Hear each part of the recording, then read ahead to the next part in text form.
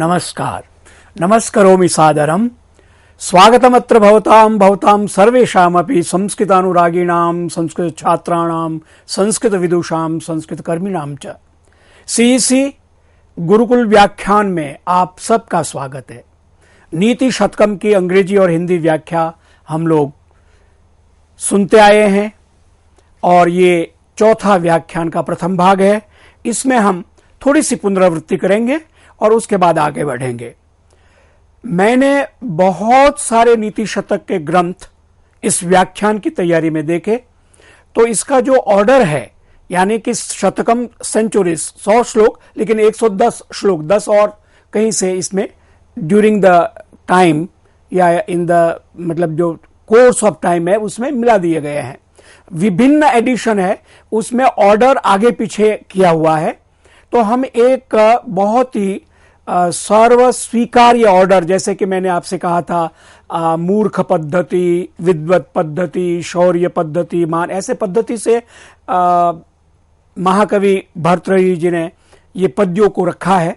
तो हम उस ऑर्डर में लेंगे और आगे पीछे होता तो आप समझ लेंगे कि एडिशन की वजह से ये क्रम थोड़ा आगे पीछे हुआ है। तो सबसे पहले मंगलाचरण दिक्कालाद्य नवच्छिन्नानंत चिन्मात्र मूर्तये स्वानुभूति कमानाय नमः शांताय तेजसे, पहला श्लोक हम पढ़ चुके हैं कई बार। और दूसरा ये श्लोक एक कुछ एडिशन में मिलता है और कुछ एडिशन में अतिरिक्त श्रृंगार लहरी श्रृंगार शतकम में दिया है। याम चिंतयामि सततम मयि सा विरक्ता साप्यन्य जनमिच्छति सौन्यसक्तः अस्मत्कृते च परितुष्यति काचिदन्या धिक्तां च तं च मदनं च इमां च मां च। इस श्लोक की जो विशेषता उसके बारे में कई बार मैंने अपनी बात रखी है कि मदनम च इमाम च, तो वो च और ई में संधि होना चाहिए और मदनम और च में संधि होना चाहिए, जो कि भर्तृहरि जी ने नहीं रखी है। तो इस श्लोक को कुछ लोग भर्तृहरि जी का न मान के किसी और कवि का मानते हैं, लेकिन बहुत सुंदर श्लोक है और चौथी पंक्ति तो बहुत ही एक्सेलेंट है।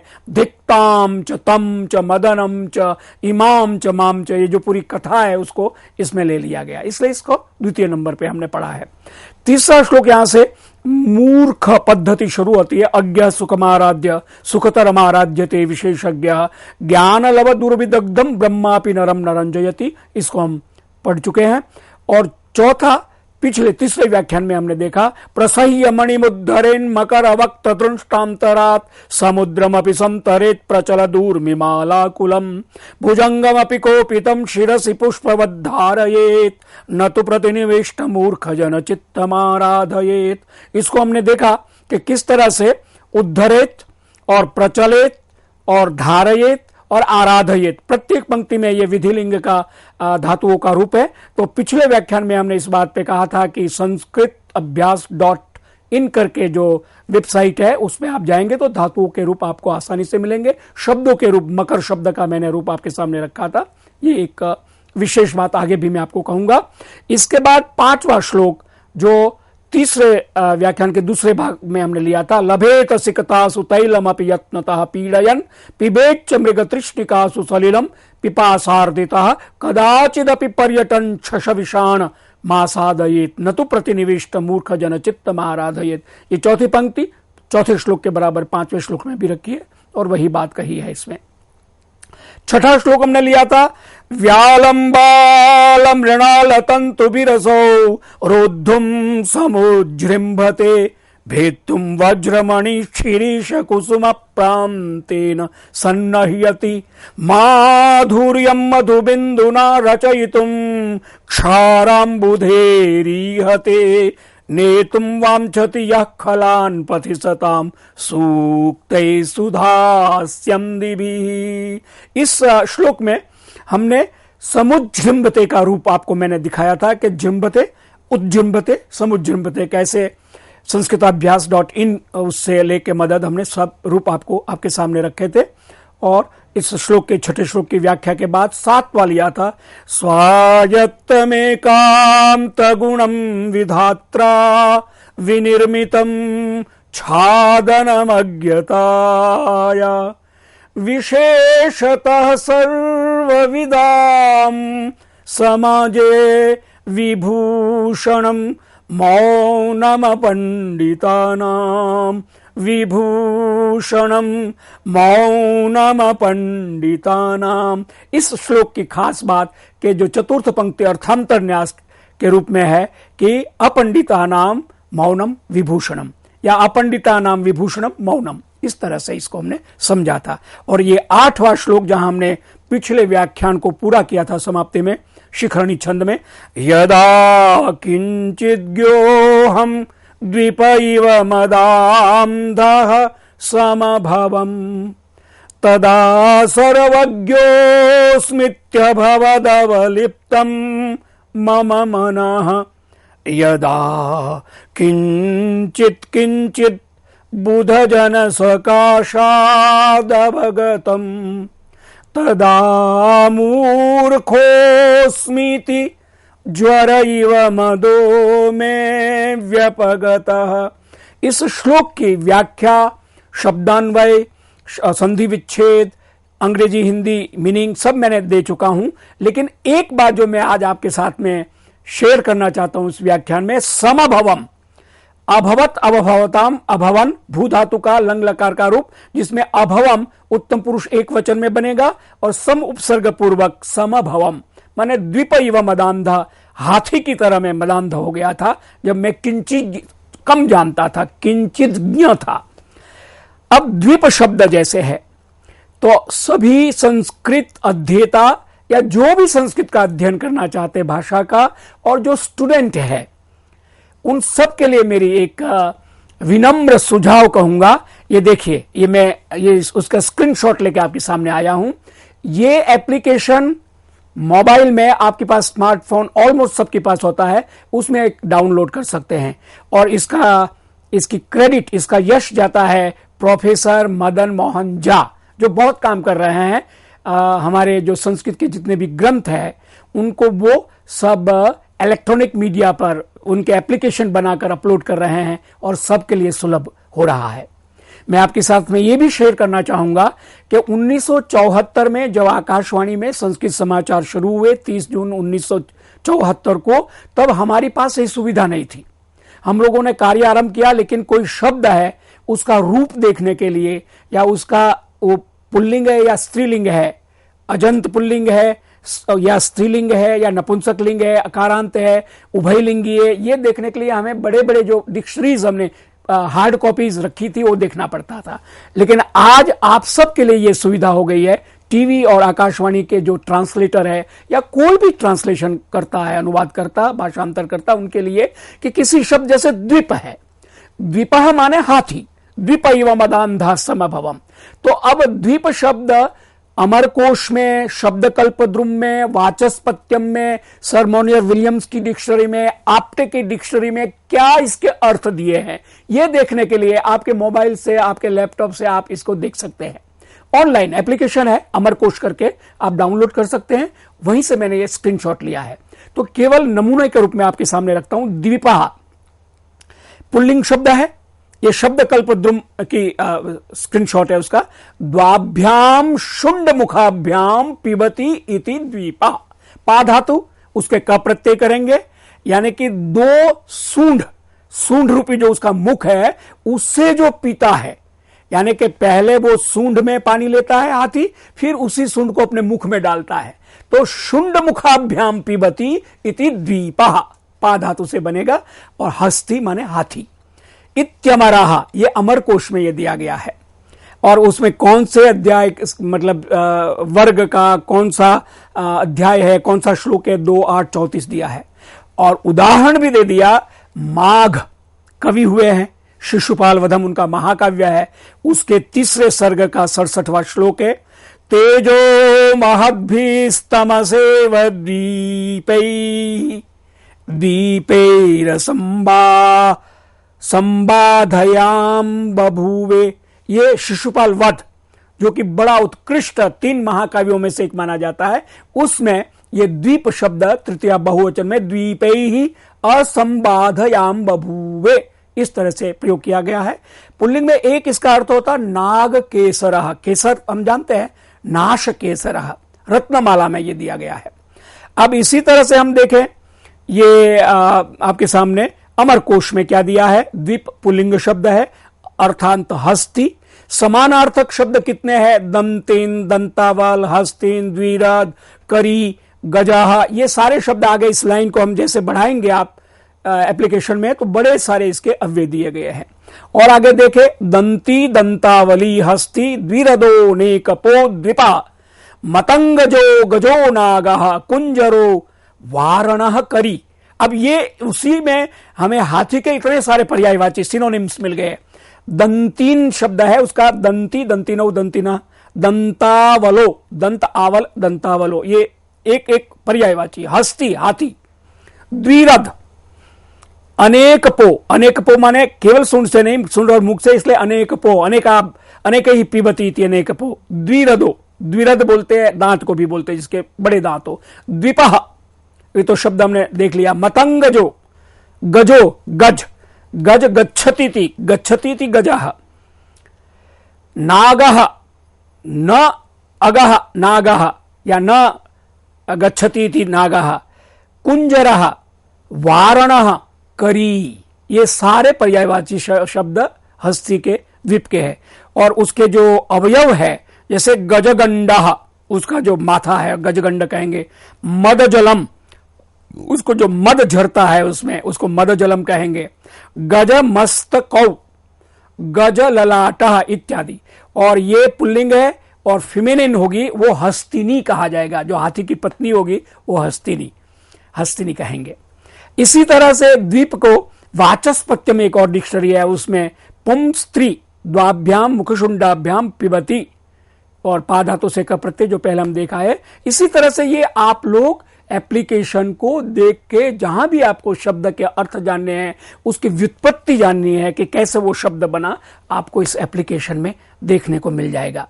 एक बुधजन सकाशात शब्द इस श्लोक में, यदा किंचित ज्ञो हम द्विपयो मदांधा समभवम, यदा किंचित बुधजन सकाशाद अवगतम। तो बुध शब्द का कैसे होगा, तो इसमें ईर प्रत्यय होता है, ज होता है, य होता है, वेदन, जानने के अर्थ में।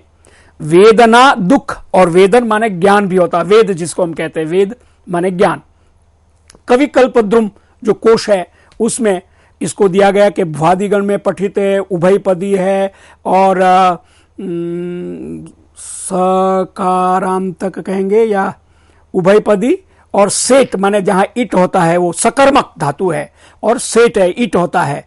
ज्वालादि ही अयम माने प्रकाश के लिए बुध शब्द का प्रयोग। इर, अबुधत, अबोधित, ये लंग रूप पर जब चलाएंगे अबुधत अबोधित हो जाएगा। लुंग में अबुधत और अबोधित। फिर ज बोधा नाउन बन जाएगा, बुधा ये भी नाउन संज्ञा बन जाएगी। बुध और बोध दोनों शब्द बनेगा। यह बोधती, बोधते इति दुर्गादास एक और विद्वान हुए हैं कोशकार, उन्होंने ये अर्थ दिया हुआ है। बुध को औ होने पर विज्ञापने, विज्ञापन का एक सामान्य अर्थ हम जानते हैं एडवर्टाइजमेंट, लेकिन संस्कृत में ज्ञापनम, विज्ञापनम, ज्ञापनम सूचना देना, जानकारी लेना, विज्ञापन में विशेष जानकारी। विज्ञापन में, एडवर्टाइजमेंट में भी वही होता है, विशेष जानकारी हम देते हैं प्रोडक्ट के बारे में। तो बुध शब्द ज्ञान के अर्थ में, विज्ञापन अर्थ में होता है, ऐसा कवि कल्पद्रुम में कहा गया। वादी धातु है, परस्मैपदी है, सकर्मक है, अनिट है, ये इस तरह से है। तो बोध्वा बनेगा त्वा प्रत्यय में, बोधति गुरुहु इति दुर्गादास है। फिर बुध को य ग ओ ये मतलब करके कवि कल्पद्रुम में कहा, दिवादी में पढ़ित है, आत्मनेपद है, सकर्मक है, अनिट है।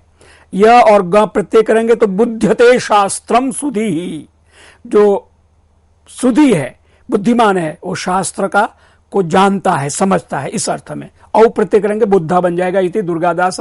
जागरार्थ है अकर्मकोपी, जागरण, जागृति, बोध, प्रकाश, ज्ञान के अर्थ में यह अकर्मक हो जाएगा।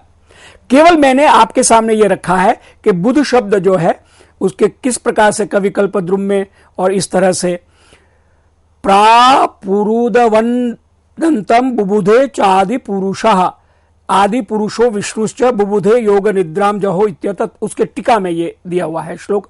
वैसे ये रघुवंश का है। यथा रघो माने रघुवंश में, तेज प्रादु रुदन्वंतम बुबुधे चादि पुरुषः, और आदि पुरुष कौन है, आदि पुरुषो विष्णुश्च बुबुधे योग निद्राम जहो इत्यर्थ, ये अमरकोश में दिया गया है। बुध शब्द के कितने पर्यायवाची हो सकते हैं? बुध माने पंडित, तो उसी में बुध्यते इग उपधा करके किया है, और इति कहा सूत्र दिया हुआ है, और उसमें क प्रत्यय करके तत्पर्याय विद्वान को बुध कहते हैं, विपश्चित को बुध कहते हैं।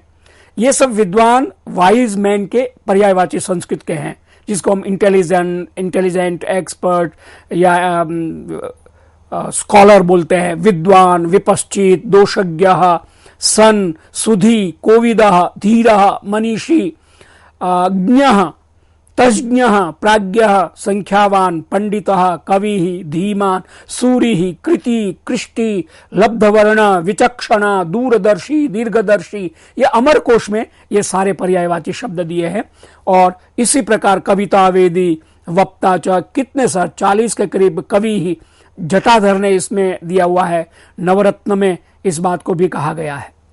तो ये यंत्रोपारोपित कोशेशांशा ये नाम दिया है झा जी ने, जिन्होंने ये तैयार किया एप्लीकेशन। और कल्पद्रुम, अमरकोश, वाचस्पत्यम, सर मोनियर विलियम्स की डिक्शनरी, ये सब आपको आपके मोबाइल में चलता फिरता कोश आपका जब भी आप चाहें देख सकते हैं। ज्वर इव मदो में व्यापकतः चौथी लाइन में है। तो ज्वर शब्द, ज्वर माने हम जानते हैं बुखार को बोलते हैं, ताप को बोलते हैं। तो ज्वर धातु रोग अर्थ में है, म प्रत्यय होता है, कवि कल्पद्रुम में दिया है। वादी परस्मयी पद अकर्मक सेठ धातु है, इट जिसको होता है। ज्वरति जनो धातु वैषम्यात, ज्वर ताप बुखार क्यों कहते हैं? कि व्यक्ति को उसकी जो धातु है, वात कफ पित्त शरीर में है, वो बैलेंस रहेगा, आदमी फिट रहेगा, हेल्दी रहेगा। लेकिन वैषम्य हो जाएगा, विषमता आ जाएगी, यानी कफ बढ़ गया जुकाम हो जाएगा, वायु बढ़ गई तो दर्द होगा, पित्त बढ़ गया तो खुजली होगी, स्किन की चमड़ी की बीमारी हो जाएगी।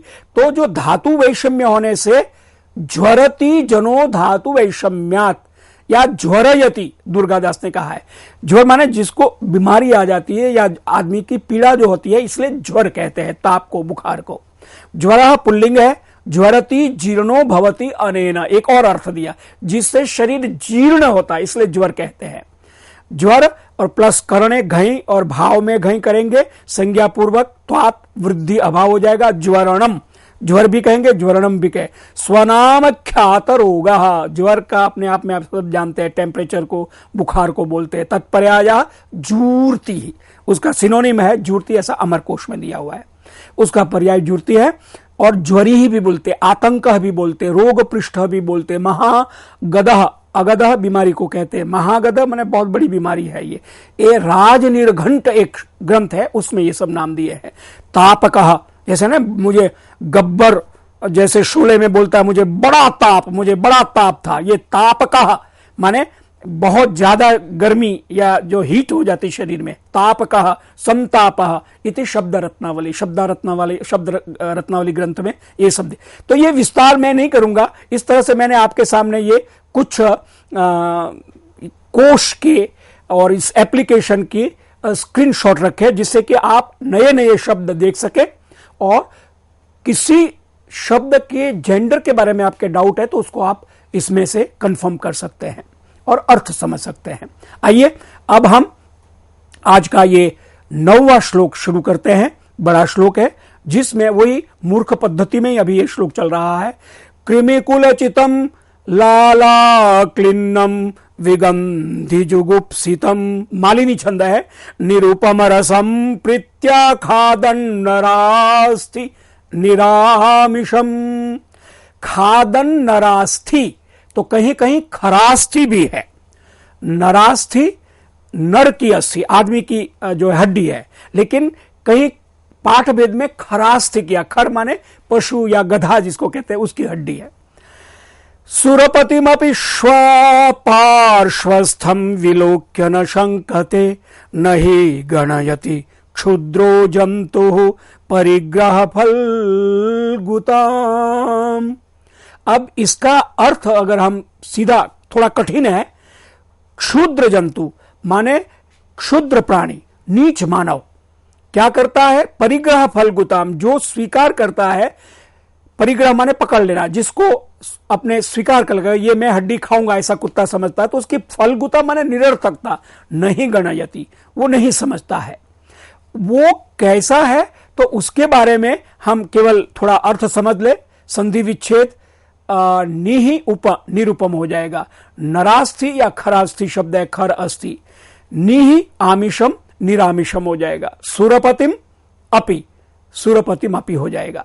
और इसका अगर शब्दान्वय करें तो होगा श्वा कृमिकुल चितम विगंधि जुगुप्सितम निरामिषम नरास्थि या खरास्थि लाला क्लिन्नम निरुपम रसम प्रीत्याखादन पार्श्वस्थम सुरपतिम अपि विलोक्य न विशंकते या शंकते क्षुद्र जंतु परिग्रह फलगुताम नहीं गणयति। ये संस्कृत में हो गया। हिंदी इसका इस तरह से है, जिस तरह एक कुत्ता स्वर्ग के राजा इंद्र की उपस्थिति में भी उन्हें अनदेखा कर मनुष्य की हड्डियों को या खर की अस्थियां माने गधे की हड्डियों को, जो बेस्वाद है हड्डी, कीड़े मकोड़े से भरी हुई है, दुर्गंध युक्त है और लार से सनी होती है, बड़े चाव से चबाता है वो कुत्ता। इंद्र साथ में खड़ा, उसको उसकी परवाह नहीं। उसी तरह लोभी व्यक्ति भी दूसरों से तुच्छ लाभ भी पाने में बिल्कुल भी नहीं कतराते हैं। अंग्रेजी में हम बोलेंगे a dog happily choose the human bone, anyone's devoid of all juice and taste, even if it is covered with maggots, wet with saliva, be disgusting. Now sitting even in the presence of Lord of Heavens, Indra. Similarly, a mean man is never ashamed of accepting another's worthless favor or munificence. इस प्रकार से हमने ये 9वां श्लोक नीति शतक का देखा। समय पूरा हो रहा है इस व्याख्यान का, यहीं पर विराम लेंगे। अगले व्याख्यान में आगे हम आपके सामने और श्लोक की व्याख्या रखेंगे। धन्यवाद, नमस्कार।